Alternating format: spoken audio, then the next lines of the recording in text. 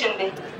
సామాన్యమైన కుటుంబీకులు ఒకప్పుడు సామాన్యమైన కుటుంబాలు వాళ్ళు చస్తేనేమి బతికితేనేమి వాళ్ళకి ఏమైనా డబ్బు ఉందా, వాళ్ళ ప్రాణం విలువైందా అని అనుకునేవారు. ఏమ్మా అందరి ప్రాణం విలువైంది కాదా? ప్రతి మనిషి ప్రాణం విలువైంది. ఎందుకంటే ఒక ప్రాణం ఈయన చాలా మంది నాయకులు డబ్బుతో పోలుస్తారు, కానీ మన సోనియా గాంధీ